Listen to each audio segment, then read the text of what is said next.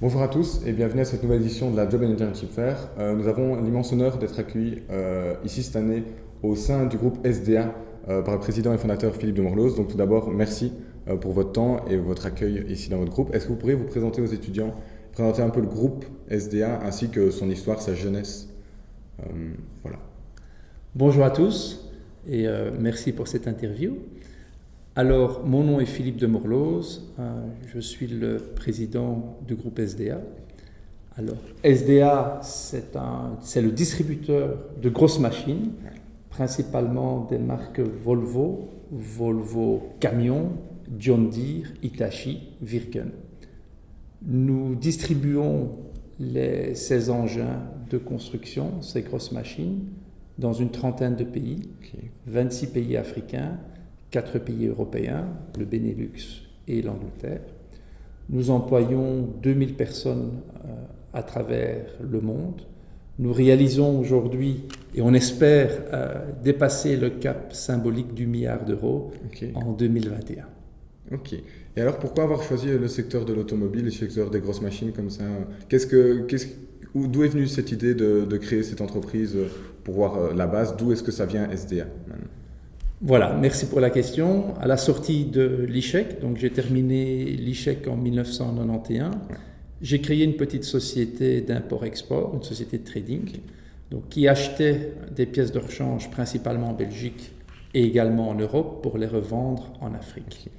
Alors, j'ai créé cette petite société d'import-export et on a été actif dans le trading de pièces de rechange pendant une dizaine d'années pour ensuite se lancer dans la distribution automobile. Et tout part d'une passion, une double passion, j'ai envie de dire, la passion pour le continent africain, parce que j'ai grandi en République démocratique du Congo, donc je suis passionné de l'Afrique, mais je suis également passionné de l'automobile. Et je crois que tout entrepreneur doit être animé d'une passion. Ouais. Et créer votre entreprise, c'était une envie depuis petit? Vous avez toujours eu cette petite fibre entrepreneuriale, vous l'avez développée à l'ICHEC, ou comment c'est venu cette idée vraiment de créer une entreprise? Alors j'ai toujours rêvé de créer ma petite entreprise. Bien évidemment, je n'aurais jamais imaginé, en me lançant dans le monde des affaires, d'être aujourd'hui à la tête d'un groupe de 2000 personnes. Mais il faut y croire. Il faut y croire. Et donc, voilà, aujourd'hui, c'est vraiment un rêve que j'ai pu réaliser. Je pense que ça peut pouvoir inspirer à pas mal de nos étudiants. Et ici, quels ont été quand même les plus gros challenges, les plus gros challenges auxquels vous avez dû faire face dans l'évolution de votre entreprise, ou même maintenant actuellement? Alors au début, le plus gros challenge, c'était de constituer son capital parce que j'ai créé Demimpex, donc la petite société de trading sous forme de société coopérative parce qu'à l'époque, je n'avais pas le capital minimum pour créer ma SPRL, donc j'ai créé une société coopérative avec un capital de 75 000 francs belges, soit 1 800 euros plus ou moins aujourd'hui. Et donc mon plus gros challenge, c'était de constituer l'equity, c'était de constituer le capital de la société, surtout dans un métier comme celui que j'ai choisi, l'automobile et les grosses machines, qui est capital intensif. Donc il faut beaucoup d'argent pour pouvoir constituer des stocks, et avec 1 800 euros, ça a été pénible de constituer le capital du groupe. Ok. Et qu'est-ce que vous diriez, ok, maintenant, avec beaucoup de recul, qu'est-ce que vous auriez fait différemment pour créer le groupe? Est-ce qu'il y a des choses où vous auriez dit, j'aurais peut-être pas dû prendre une telle décision qui m'a peut-être retardé dans certaines activités? Est-ce qu'il y a des petites choses comme ça dans la création et dans l'évolution du groupe où vous dites, j'aurais peut-être dû faire ça différemment? Alors, on a un parcours atypique parce que nous avons commencé nos activités sur le continent africain en 1991 et ce n'est qu'en 2011 où nous sommes venus en Europe. Donc, on a vraiment un parcours atypique pour la simple et bonne raison que beaucoup d'entreprises commencent leur activité en Europe pour après aller en Afrique. Nous, on a commencé avec l'Afrique. Alors, si c'était à refaire, je referais peut-être mon parcours différemment et je m'intéresserais à des marchés plus matures.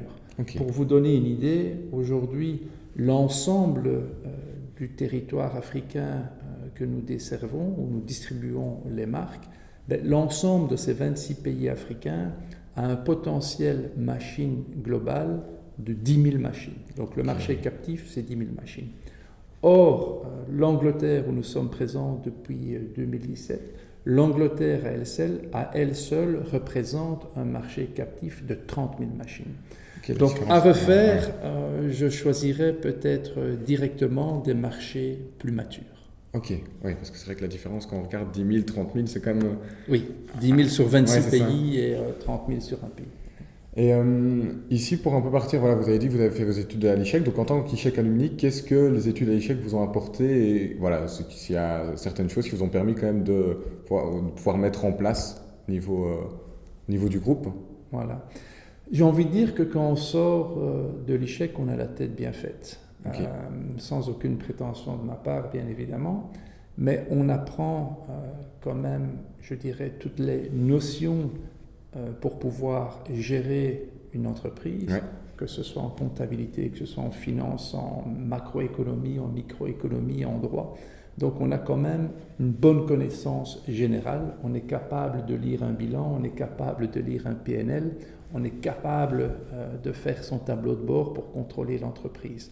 Donc je suis convaincu que sans une formation à l'ICHEC, je n'aurais certainement pas pu évoluer de la manière dont on a évolué. Donc ça m'a vraiment aidé lors de la création du groupe et ça continue à m'aider aujourd'hui pour le diriger. Donc on pourrait quand même dire que les études à l'ICHEC ont quand même été une clé de la réussite de ce groupe. Incontestablement. Ok. Et quelles autres clés de réussite on pourrait dire, vous pourriez donner aux étudiants pour pouvoir développer un groupe comme ça et pouvoir le manager ici quand même Alors il faut des bonnes équipes, il faut bien s'entourer. Il faut s'entourer de gens qui ont bien évidemment la compétence, mais qui ont une vision, qui ont également une stratégie et qui veulent grandir. Il faut donner un cap aux équipes, bien entourer les équipes, mais aussi donner l'opportunité aux équipes de grandir avec l'entreprise. Okay. J'ai envie de dire également qu'il faut une gouvernance forte. Quand on dirige un groupe, comme j'ai la chance de diriger aujourd'hui, présent dans 30 pays qui emploie 2000 personnes, il faut une gouvernance très forte. Il faut bien monitorer les risques du groupe, bien monitorer chaque jour les stocks, puisqu'on a des très gros stocks. Nous travaillons avec une dizaine de devises différentes, donc il faut bien monitorer le risque de change. Donc c'est tous des paramètres auxquels il faut être attentif chaque jour. Ok, oui. Donc en fait, il y a quand même plein de choses auxquelles on doit penser en étant dans autant de pays, avec autant de personnes. C'est toujours tous les jours, il y a toujours des petites choses à réfléchir. Et ici, quelles sont les grosses valeurs, vous personnellement, ou pour le groupe, qui guident cette stratégie, ce développement continu du groupe? Alors, les valeurs du groupe, c'est la proximité du client. Donc on est très à l'écoute du client, parce qu'en tant que distributeur, nous devons de donner un service après-vente qui garantit un taux de disponibilité machine le plus élevé possible. Donc nous sommes très proches du client. Donc le sens de l'écoute est pour nous très important. Le sens du service est très important également, puisque nous sommes dans une industrie de service en tant que distributeur. Et plus particulièrement, en ce qui me concerne, j'adhère aux valeurs du sport. Donc, je fais moi-même énormément de sport. Et donc, la persévérance, le dépassement de soi et toujours y croire. C'est ce qui anime également un entrepreneur, c'est toujours se surpasser et toujours croire dans un projet. Ok, donc ça c'est vraiment une chose, c'est toujours se dire c'est possible, on peut le faire, on est parti. Exactement. Et je prends toujours pour exemple, quand nous comparons les valeurs d'un chef d'entreprise aux valeurs d'un sportif, mais on commence à courir un petit 5 km, on dit le lendemain, tiens, on a mal aux jambes, mais pourquoi est-ce qu'on ne ferait pas un 10 km? Et finalement, on se retrouve sur la ligne de départ d'un marathon de 42 km. Et bien, dans ma vie de chef d'entreprise, c'était exactement la même chose. Comment, à la sortie de l'ICHEC, avec un capital de 75 000 francs belges, de 1 800 €, aujourd'hui, on puisse atteindre un chiffre d'affaires de 1 milliard d'euros. Ouais, c'est énorme. C'est énorme, mais c'est toujours y croire, toujours essayer de repousser la ligne d'arrivée, essayer de se surpasser. Je crois que les valeurs du sport sont vraiment exemplaires également pour un chef d'entreprise. Ouais, bah c'est vraiment inspirant. Et pour vraiment finir, pour les étudiants, qu'est-ce que vous auriez comme conseil à leur donner que eux, en tant que jeunes diplômés, il y en aura peut-être certains qui ont envie aussi de lancer leur entreprise, qu'est-ce que vous auriez comme conseil pour eux, pour pouvoir développer, même se développer personnellement, même certains vont commencer en tant qu'employés, d'autres leur entreprise, qu'est-ce que vous auriez comme conseil? Mais je crois que, comme je l'ai dit, si on veut se lancer dans une vie active en tant qu'entrepreneur, il faut être animé d'une passion. Aujourd'hui, on passe énormément d'heures chaque jour derrière notre bureau, donc il faut que cette passion soit présente, anime l'esprit. Maintenant, on peut faire tourner tous les business plans, tous les tableaux Excel au monde. À un certain moment, il faut y croire et il faut surtout oser. Il faut oser plonger dans l'eau froide, comme on dit. Et c'est ce que beaucoup de personnes, finalement, n'osent pas faire. Mais ce que j'ai envie de donner comme conseil, c'est que dès qu'on a une bonne idée, bien évidemment, il faut traduire cette idée sur un tableau Excel, sur un business plan, mais dès qu'on y croit, il faut y aller. Il y a trop de jeunes entrepreneurs aujourd'hui qui sont freinés par ce manque de courage, par ce manque de volonté de plonger dans l'eau froide. Okay. Et donc il faut oser et il faut y croire.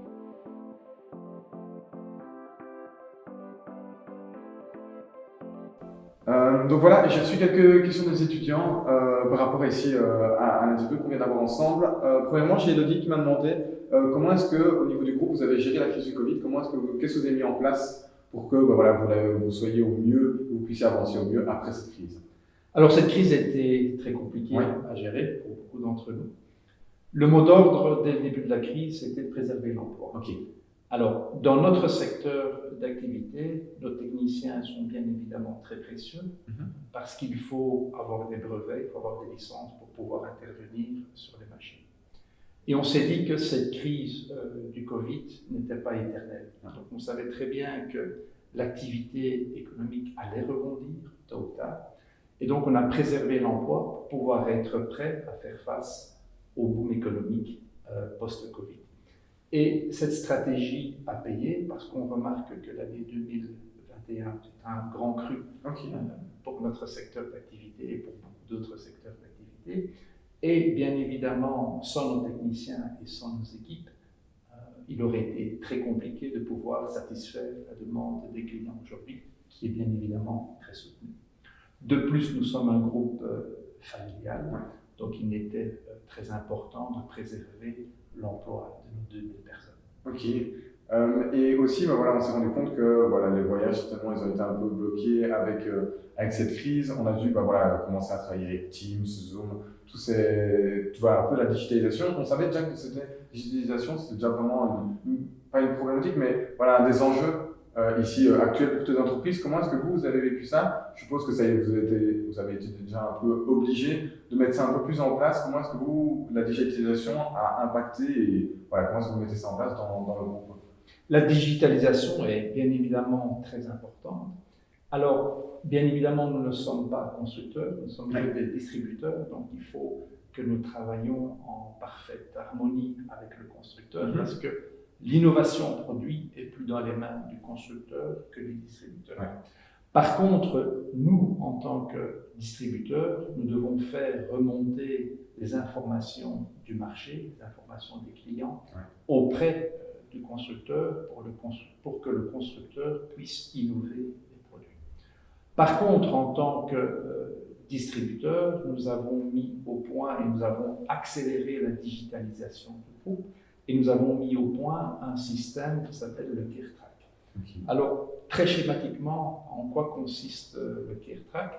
C'est un module électronique qui équipe toutes les machines. Toutes les machines que nous vendons à travers le monde sont équipées d'un module électronique qui va envoyer toutes les données machines en temps réel à notre centrale qui est située aux Pays-Bas. Donc nos ingénieurs de maintenance peuvent voir en temps réel la température de l'eau, la température de l'huile, la la consommation, les performances de la machine, mais peuvent également déceler un mauvais opérateur, un opérateur qui n'a pas reçu une bonne formation. Et on peut même intervenir à distance en disant, voilà, l'opérateur ici est en train de malmener la machine, et on peut même éteindre la machine à distance, appeler l'opérateur sur son portable directement pour lui dire, écoute, tu malmènes la machine, on va donner une formation. Donc on se rend compte que malgré que les machines soient partout dans le monde, il y a quand même une gestion directe. Exactement. Et la digitalisation est d'autant plus importante que nous approchons l'ère de la machine électrique, tout comme l'automobile. Aujourd'hui, on a déjà les premières petites machines compactes électriques, mais également nous commençons à percevoir les machines autonomes. Donc les machines qui, demain, vont pouvoir opérer sans opérateur. Donc la digitalisation dans notre domaine est au cœur des débats et avec la nouvelle ère qui s'approche devient de plus en plus importante. Monsieur Julien ici qui me demande, voilà, comme vous l'avez dit, vous travaillez dans plus de 30 pays, mais comment est-ce que vous gérez au niveau des cultures? Voilà, on sait que dans tous les pays, soit en Afrique ou en Europe, les cultures sont différentes, on travaille avec des devises différentes. Comment est-ce que vous arrivez à gérer ça? Alors c'est un challenge de tous les jours. Premièrement, nous sommes dans 30 pays, mais nous employons 40 nationalités différentes. Alors, ce n'est pas que 40 nationalités différentes, mais c'est 40 cultures différentes, 40 états d'esprit différents. Et cette mixité des cultures, finalement, est une richesse pour le groupe. Donc, on prend le meilleur de chacune de ces cultures pour forger une seule et même culture d'entreprise. Et donc, cette richesse culturelle pousse également à l'innovation, parce qu'on se challenge sans cesse en mettant en parallèle ces différentes façons de raisonner, ces différentes cultures, et ça favorise pour moi l'innovation. Donc c'est très enrichissant de voir ces 40 cultures différentes. Mais non, bien évidemment, quand on travaille sur 30 pays différents, comme je le disais, on doit également travailler avec une dizaine de devises différentes. Et là, bien évidemment, il faut être très attentif au cours de change. Donc, on a un département dans chacune de nos sociétés qui monitore les risques de change et on fait bien évidemment de l'edging, de la couverture, etc. C'est très important. Du coup, vraiment, les différentes cultures, c'est vraiment une plus-value, ça apporte vraiment une plus-value au groupe.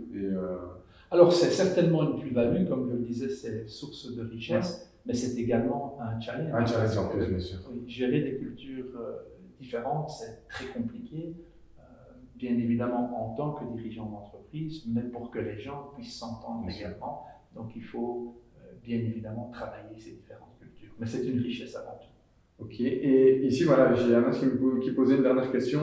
Comment est-ce que vous voyez le groupe dans 10 ans? Ici, on voit que on parlait d'1 milliard de chiffre d'affaires prochainement en 2021. Comment est-ce que vous voyez le groupe ici dans 10 ans? Est-ce que de nouveaux secteurs vous intéresseraient, de nouveaux endroits de nouvelles situations géographiques? Pour nous, ce qui est important, et c'est la règle numéro 1 du groupe, c'est focus sur le core business. Donc aujourd'hui, on est vraiment focus sur la distribution des grosses machines. Il est exclu qu'on s'intéresse à d'autres domaines d'activité. Alors attention, ça ne nous empêche pas d'investir dans d'autres domaines d'activité. Dans notre groupe, on a, je dirais, un autre holding qui s'appelle African Equity, qui est présent dans l'hôtellerie, qui est présent dans la construction, qui est présent dans le ciment.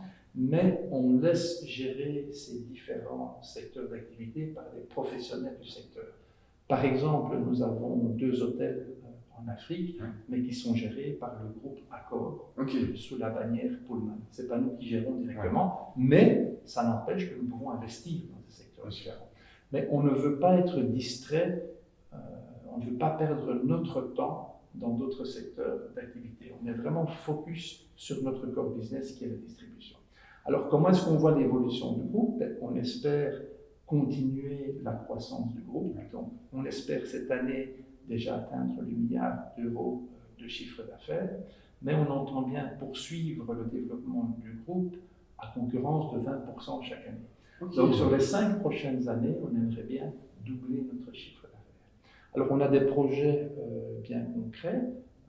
Aujourd'hui, nous sommes en train de finaliser une grosse acquisition, une acquisition majeure pour le groupe en Amérique du Nord. Ok. Donc ça s'inscrit dans le cadre de notre diversification géographique. Mais également, j'ai 3 enfants qui sont intéressés à rejoindre l'aventure familiale. Et bien évidemment, la Next Gen a tout son sens également dans quelques années pour donner du sang neuf également au groupe familial. Ouais, donc ça va faire qu'évoluer. On l'espère et on se bat pour tous les jours pour faire grandir le groupe, bien évidemment. Voilà, sur ces derniers mots qu'on va citer, merci beaucoup d'avoir répondu à ma question. Merci à vous. Et on va souhaiter une bonne job fair à tous les étudiants. Profitez-en pour aller voir le plus d'entreprises possible, trouver un futur stage ou un emploi. Voilà, amusez-vous bien et passez une belle après-midi. Merci. Merci.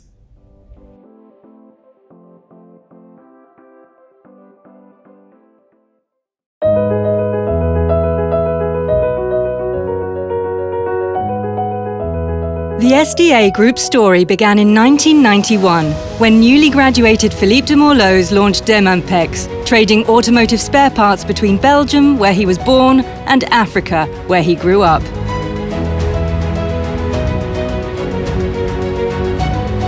From the beginning, SDA was led by the ambition to grow through long-term partnerships. With the acquisition of the first new vehicle dealership from the Shanik Group, SDA started to diversify its activities.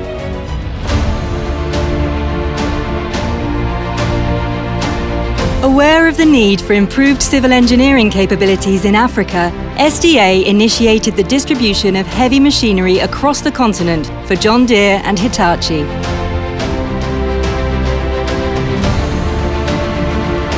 To expand its market presence and distribution volume, SDA joined forces with Optorg to found Tractafric Motor Corporation. At the same time, SMT was born as the group expanded its line of heavy equipment by acquiring Multitech, leading importers of Volvo construction equipment to Africa.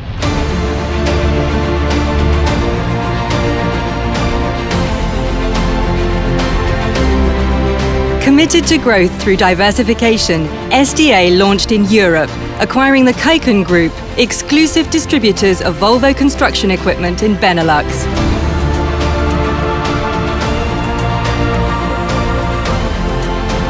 In parallel with its Pan-African expansion into a new agricultural sector, SDA continued its international growth through the exclusive distribution of Volvo construction equipment in Great Britain.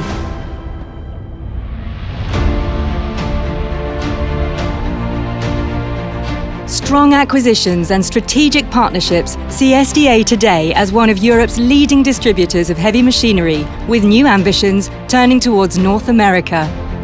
The incredible story of SDA so far has been written thanks to the commitment and passion that all the men and women of SDA provide each and every day. Thank you, everyone.